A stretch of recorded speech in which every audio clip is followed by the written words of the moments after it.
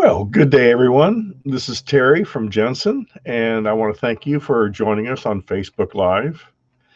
And today we have an interesting topic. We're going to be talking about the MiYO straw, Lotus, Clementine, Fissure, and I'll throw a couple little other things in there too as well so that we make it worth your while. We already had this on our educational site, but I redid it to make it maybe a little bit better presentation for you. So if we can, let's go ahead and get started, and thank you for your participation.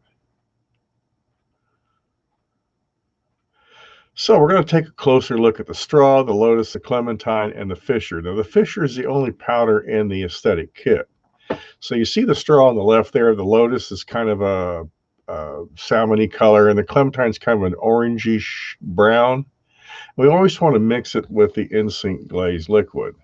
That's because this liquid's a low fusing liquid and it won't burn. It'll burn out at a very low temperature, so it doesn't cause any issues as far as graying or anything like that. For our glaze paste, I'm using my #1 red sable brush and thinning the paste glaze down just enough to make it spread easily. So I'll say under 10%, just a little bit on there, just to make it flow, kind of like a nail polish or a thick latex paint. So light parallel strokes should lay down a nice even coat like a viscous paint. And you want to run parallel to the surface. I'm kind of going down at a 45-degree angle, but very, very light pressure. And if the in-sync paste glaze balls up or runs, it's too thin. You thin it down too much. If it spreads with lumpiness like sour cream, it's too thick. And the thicker it is, the more it's prone to pitting during drying, particularly on Emax and Lisi and things like that that don't have a good conductivity to them. So it looks like it's a little on the thick side, but it really isn't thick. I mean, this material is about 1/10 of a millimeter, and then when it fires, it's probably even about half that or 2/3 that. Very, very thin. It's kind of like a nail polish application. It just looks like it's thicker because it has a nice sheen to it. Okay, so now we're going to mix the Fissure. Now, Fissure originally came out in a paste just like the rest of them. And yes, a metal spatula is okay for mixing the powdered color, whether it's Fissure from the aesthetic or tooth kit or Venule from the pink kit. But what I'm going to do is I'm going to make it to just slightly thinner than a pasty consistency. So I get just a little bit on my spatula of the in-sync paste glaze liquid. And I'm going to speed this up because this takes forever, and everybody knows how to mix powder, but you don't want it watery, because if you make it watery, what's going to happen is it's going to run. And we don't want it running. We want it to have it just the liquid side of pasty and just thicker than a liquid. Just a little bit thicker than a liquid. So you can see there I'm adding a little bit more. It's kind of like we used to mix dye stone. You want it just the right consistency because it'll make it a lot easier for you. So here's my incisal mix. I just took an old jar and took a highlighter and put on it. And I normally make about 5 parts lumen to 1 part linen to about 1/3 of a part of snow. And all these are mixed in the jars before you dispense them. Now it'll make a translucent mix that's kind of like a 58, 59 type incisal. So it's translucent, but it has kind of a filmy enamel look to it. So, and it is WYSIWYG. What you see is what you get. I've labeled it IM for incisal mix, and I have a little bit of A shade there because I want to show gradation and contrast on the crown. And on the previous presentation, I just had the colors straw, Lotus, and Clementine, and they just didn't stand out, so I want to show it against color. So the straw with a shade A, I'm going to apply some shade A. It's on top of the glaze paste. I put glaze paste on 4 molar restorations, the same ones. And with the glaze paste in a very parallel fashion, I can float it on. Now, we're not trying to push through the paste glaze. And for people that have gotten the paste glaze too thick, it makes it hard to do this. And if you get it too thin, it balls up. So you want to have gentle parallel strokes that yield a more delicate blend of color. Remember, we're trying to slide this on top of the paste glaze. We're not trying to push through the paste glaze. Think of laying 2 playing cards, like poker cards, laying 2 cards on top of each other and having them slide, but not disturb each other's territory. So very gentle, light stroke. And if you get the color where it touches the paste glaze, it'll want to slide off and stick to it, as long as you're not rough with it. So there I've applied the A shade, nothing on the occlusal table. And so if I have some in-sync paste glaze in the fissures and I want to get them dried out a little bit, I clean my brush with water, I wipe it out totally dry on a tissue or a paper towel, and I wipe any excess out. And similarly, you can remove the in-sync paste glaze from the root area to facilitate placement of color. Now, you can leave the paste glaze there if you want to, but if you want to get a nice sharp finish line, if you wipe it off and you have a dry area right there and you apply the color right to that root section area, it'll stop right at the paste glaze because it's occupying a parallel type location. And I'm going to apply some of the color on the occlusal fissures. And again, the straw is the lightest color. It's one of the lightest colors in the kit. Think of it as a pastel yellow that has the slightest amount of gray or maybe a medium brown added to it. So it's not a bright yellow. It's kind of like a Chinese mustard type color, actually, to give you an idea if you haven't seen it before. And you can see it in the picture. That's pretty accurate because it's against a white stain tray background. So if you just take a little bit on your brush and you slide it right off, the minute it hits that dry restoration right there where you wiped it, it'll stay right there.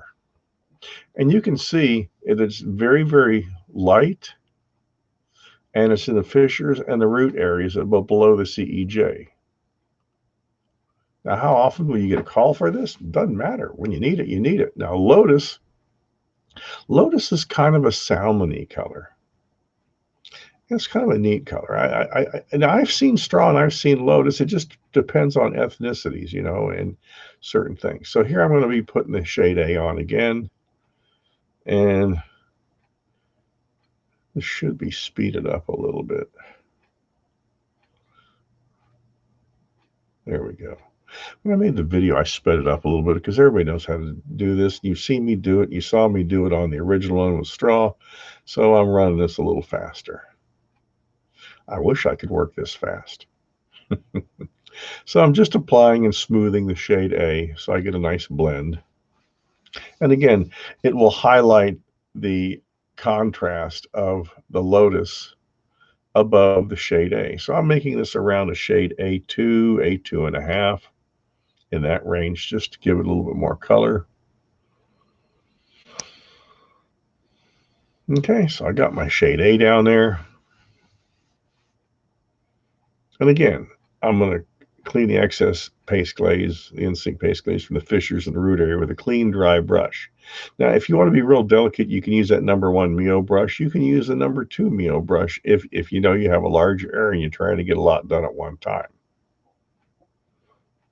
But if you clean your brush and you dry your brush and you get a little bit of glaze liquid in there, like I normally say to do, it won't pull the paste glaze out. So a dry brush will pull it out faster. So here's some Lotus, and I've already pre-mixed these colors before I applied them in these stain wells.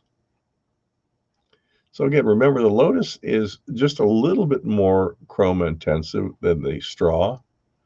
So you'll see it a little bit, but it'll be very, very faint. And what we're looking for is a very subtle effect.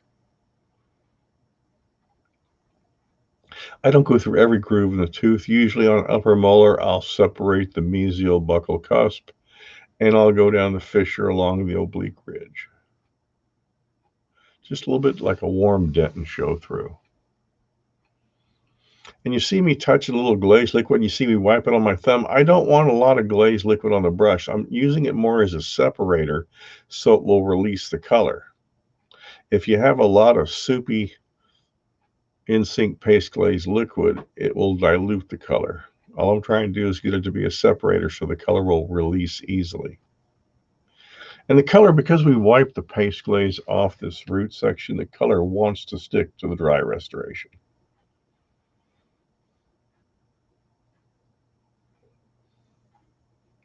It's just kind of like a root stripe of the color you want.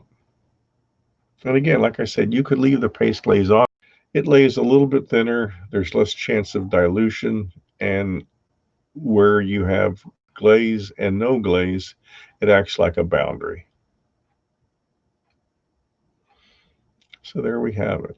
Okay, so there's a little bit of Lotus. And we got it in the occlusal table.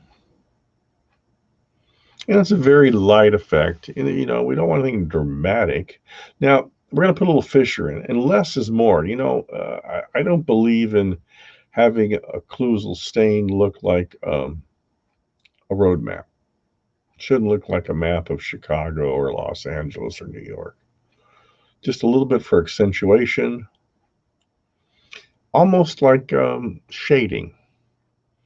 Think about the Renaissance when they started using value and shading to make paintings look more three-dimensional. That's all we're doing here, is trying to attempt to make it look more three-dimensional.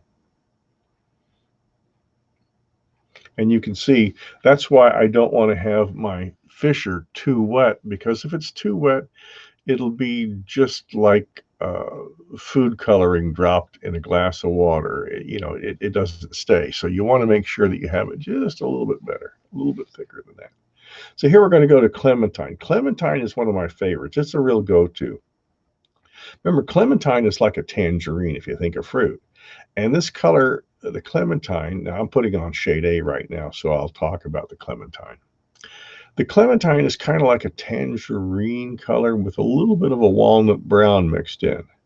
And when you dilute it, it becomes very translucent. Think of butterscotch wrappers where they're translucent cellophane. So here I'm going to wipe off any excess glaze. And I mean, I didn't thin down this glaze too much, but it does tend to want to go down to the lowest area if you don't stop it.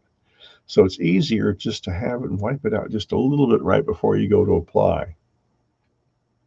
You see, I'm using the number 2 MiYO brush to wipe out the paste glaze right there. So you can use the 1 or the 2, whichever works for whatever your needs are. Something delicate or light, you use the 1. Something larger area, the 2 is a little faster. So like I said, this is a little bit, these are already pre-mixed. I mixed them up when I put them in the stain wells. If you want an intense root color that's kind of a Clementine, you can use it straight. You can thin this down a little bit and have it be a more translucent color. So dilution of the color will decrease the chroma intensity if desired. And you can even apply it like this and come by it with that number 1 MiYO brush, which is like a 5-0 brush, very, very tiny. And you can apply a little bit of liquid then after it's already applied, and even transluce the color then. It's really up to you how you do it. You know, MiYO, make it your own. Okay, so you can see our translucent Clementine root section. Now it turned it up. And we're going to look at the fissures on the occlusal table. Now, I don't want this to be as intense as I have in the root section. So what I do, I put a little bit on my thumbnail, and I'm getting a little bit of the Instinct Paste Glaze liquid, and I'm thinning it down so I have a much more gentle effect, a subdued effect, a diluted effect. I don't want this to look like the tooth is rotting out from the occlusal table. So the same place I put it with the other 2 colors, but this time with a more diluted chroma, so it just looks like dent and bleeding through from the inside. Now I'm going to show you the incisal mix. If you want to get a real three-dimensional, using value, whether it's a fissure to lower it or the incisal mix to catch your cuspal inclines or the heights of contour. And I'm going to paint a little bit on the heights of contour. We call it here down the south the fish mouth of the occlusal table and the cuspal ridges, and then I'll lightly feather those out, kind of a cascading value effect.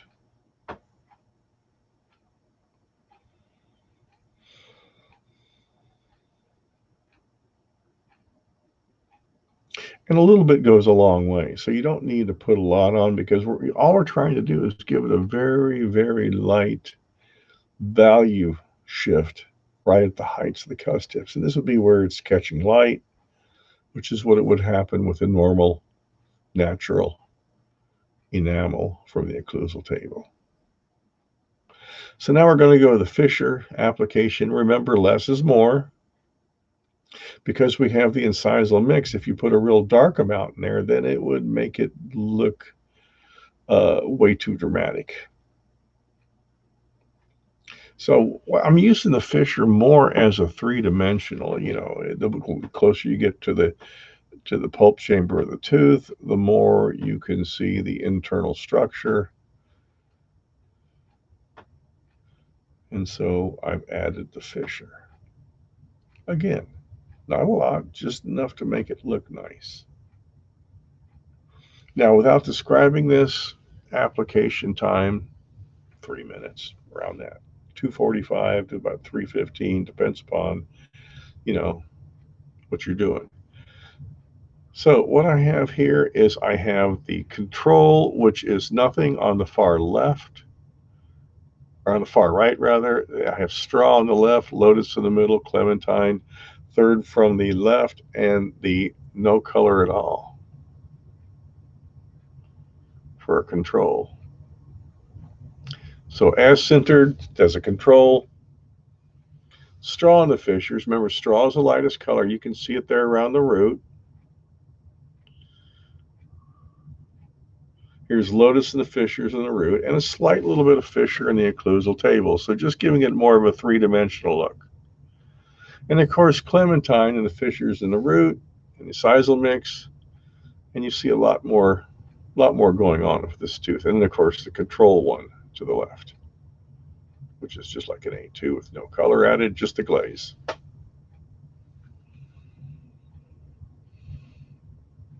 So there you have it. We've covered everything. I gave you a little bit more.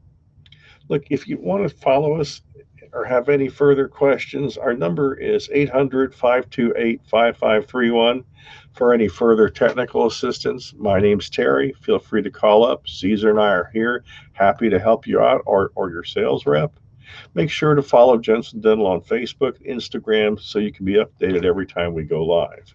You can also visit jensendental.com/MiYO to learn more about MiYO. And thanks for watching today. And please click the follow button to get notifications of any future meetings we have.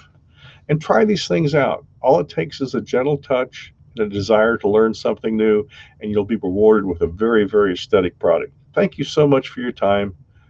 Hope to see you again soon. Have a great day.